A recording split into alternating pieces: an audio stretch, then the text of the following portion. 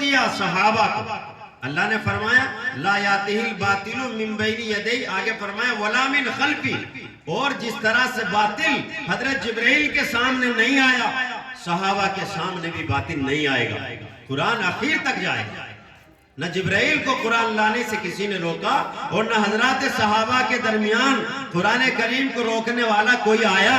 اور اگر کوئی آتا تو وہ مٹ جاتا، جس طرح سے وہ لوگ جو قرآن کے منکر ہوئے اور جنہوں نے قرآن کی بے عزتیاں کی، بے حرمتی کی، اور رات دن قرآن کی عزتوں سے کھلواڑ کیا، اللہ پاک نے ان کے گھروں سے حفاظ قرآن کی دولت کو اٹھا لیا. آپ اندازہ کیجئے، آپ دیوبندی جماعت کے سرخیل انجمن ہیں، آپ دارالعلوم دیوبند کے ماننے والے ہیں.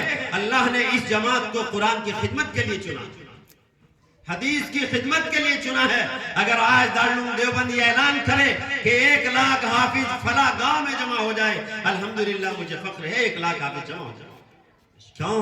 اس لیے کہ ہم قرآن کو ماننے والے ہیں، قرآن کے منکر نہیں. 30 پارے اللہ نے اتارے، ساروں کو مانتے. کچھ لوگ ایسے بھی آپ کو ملیں گے جو کہیں گے یہ قرآن وہ قرآن نہیں، بلکہ اصلی قرآن تو کہیں اور چلا گیا یا کسی غار میں جا کے چھپ گیا، اور ایک وقت آئے گا جب وہ اصلی قرآن آئے گا. ان سے کوئی پوچھے جب اصلی قرآن آج نہیں تو نماز میں کیا پڑھو گے، بچوں کو کیا پڑھاؤ گے؟ سیدھا مقصد یہ تھا لوگ کسی طرح قرآن کریم اور اس کی تعلیم سے بے بہرا ہو جائے، ان پڑھ ہو جائے.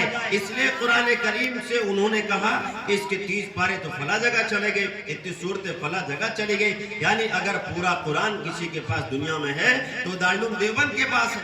اللہ نے اس جماعت کو چنا ہے اور اسی لیے بنایا ہے کہ قرآن کریم پر مکمل کام کرے. اور میرے بھائیوں، میرے عزیزوں، اپنے اکابر علماء دیوبند کو سنا کرو، ان کی تاریخ کو پڑھا کرو. جب بھی جس میدان میں اور مذہب اسلام کی ترویج میں، تبلیغ میں، اشاعت میں، قرآن اور حدیث کی ترویج و اشاعت میں آپ کو کوئی نام ملے گا، علماء دیوبند کا ملے گا. ان لوگوں نے پیٹ سے پتھروں کو باندھا، جیلوں کو آباد کیا، اپنے گھر باروں کو چھوڑا، لیکن قرآن کریم کو سینے سے لگایا.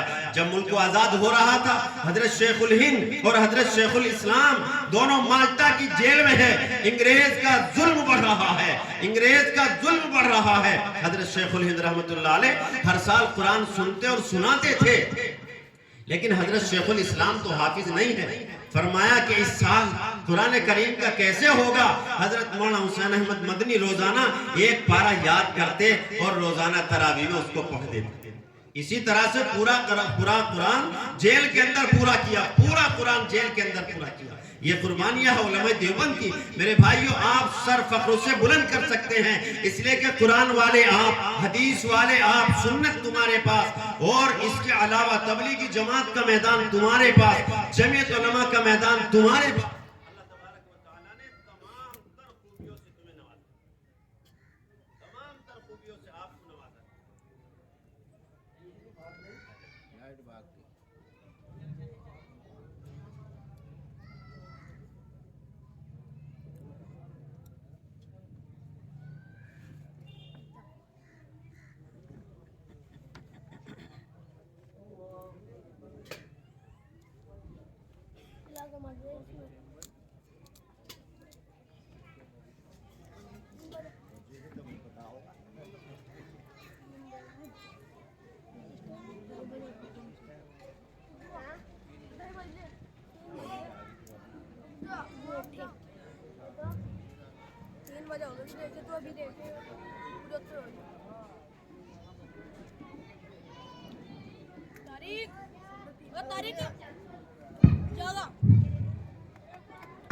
اللہ تبارک و تعالیٰ نے آپ تمام حضرات کو چنا ہے اللہ کرنے کے لیے، حدیث کو پڑھنے کے لیے، پڑھانے کے لیے. یہ میرے لیے اور آپ کے لیے فخر کی بات.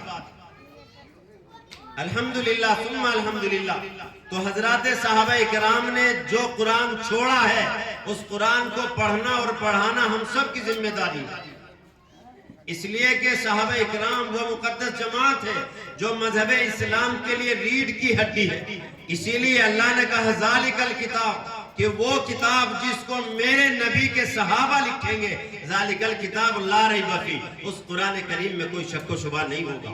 اگر صحابہ اکرام کے لکھے قرآن میں کسی کو شک ہو جائے، وہ دائرہ اسلام سے باہر ہو جائے گا، وہ مسلمان رہ ہی نہیں سکتا. اس لیے کہ وہ ایسی مٹی سے بنے ہیں اور حضور نے جن کو پالا ہے اور بڑی محبت سے پالا ہے. حضرت صدیق اکبر رضی اللہ تعالی عنہ رات دن حضور کے ساتھ رہتے اور ایسے صحابی ہے جس نے کبھی حضور کو کوئی رائے نہیں دی. جب بھی حضور کسی کام کے لیے کہتے کہ ابو بکر یہ کام کرنا ہے کہ لبیک یا رسول اللہ، اے اللہ کے رسول میں حاضر ہوں. کبھی حضور کو یہ نہیں کہا کہ نہیں. جب بھی حضور کہتے کہ ابو بکر تمہاری کیا رائے ہے اس مسئلے میں، تو حضرت صدیق اکبر کہتے یا رسول اللہ جو آپ کی اور اللہ کی رائے ہے وہ صدیق اکبر کی رائے ہے. کبھی حضور کی بات کو کاٹا نہیں، آپ کے خلاف رائے نہیں دی، بلکہ تسلیم خم، فوراً سر کو جھکایا اور جھکا کر یہ کہا اللہ و رسولہ عالم، اللہ اور اس کے رسول ہی زیادہ جانتے ہیں. تو حضرت صدیق اکبر رضی اللہ تعالیٰ عنہ کو اللہ نے کتنا بڑا مقام دیا. 17 آیتیں اللہ نے حضرت صدیق اکبر کی شان میں اتار دی. حضور علیہ السلام جب مکہ سے ہجرت فرما رہے ہیں تو اللہ کے رسول صلی اللہ علیہ وسلم اپنے گھر سے نکلے اور صدیق اکبر رضی اللہ تعالیٰ عنہ کے دروازے پہ جا کے دستک دی کہ ابو بکر دروازہ کھولو. حضرت صدیق اکبر فوراً دروازے پر آئے، اگر کہا یا رسول اللہ آپ اور اس رات کے عالم میں، اس تنہائی کے عالم میں آپ تنہا، یا رسول اللہ خیر تو ہے. کہا ابو بکر اسی وقت مکہ چھوڑنا ہے، اللہ کی طرف سے ہجرت کا حکم آ چکا. حضرت صدیق اکبر رضی اللہ تعالیٰ عنہ ایک بار یہ نہیں کہا کہ صبح چلیں گے، بچوں سے پوچھ لوں، گھر والوں سے مشورہ کر لوں کہ یا رسول اللہ چلیے. اللہ کے رسول کہاں جانا ہے؟ اے ابو بکر مدینہ کو جانا ہے. فوراً اسی حال میں اپنا گھر بار کو چھوڑا، بیوی بچوں کو چھوڑا، آپ علیہ السلام کی ساتھ چل دیے. چلتے چلتے راستے میں غار شور، اتنی بڑی جگہ ہے، اتنی اونچی جگہ ہے، جو حاجی لوگ عمرہ کرنے والے جاتے ہیں وہ اندازہ کر سکتے ہیں. تقریباً جس دن حاجی اس پر چڑھ جاتے ہیں 6-7 روز تک چلنا مشکل ہو جاتا ہے. اتنی بڑی چڑھائی ہے، 4-5 گھنٹے کا راستہ ہوتا ہے جوان آدمی کے لیے. بزرگ آدمی تو چڑھ ہی نہیں سکتا. اللہ کے رسول صلی اللہ علیہ وسلم ساتھ ہے، حضرت صدیق اکبر بھی ساتھ ہے، دونوں جا رہے ہیں. اللہ کے رسول صلی اللہ علیہ وسلم کے پیروں میں، آپ کے قدمین مبارکین میں خون چلنے لگا. حضرت صدیق اکبر رضی اللہ تعالیٰ نے کہا یا رسول اللہ آپ کے قدموں میں خون بہ رہا ہے، اے اللہ کے پیغمبر آپ سواری پر سوار ہو جائیے. اللہ کے رسول صلی اللہ علیہ وسلم نے فرمایا ابو بکر سواری بھی تو ہو. اللہ کے رسول صلی اللہ علیہ وسلم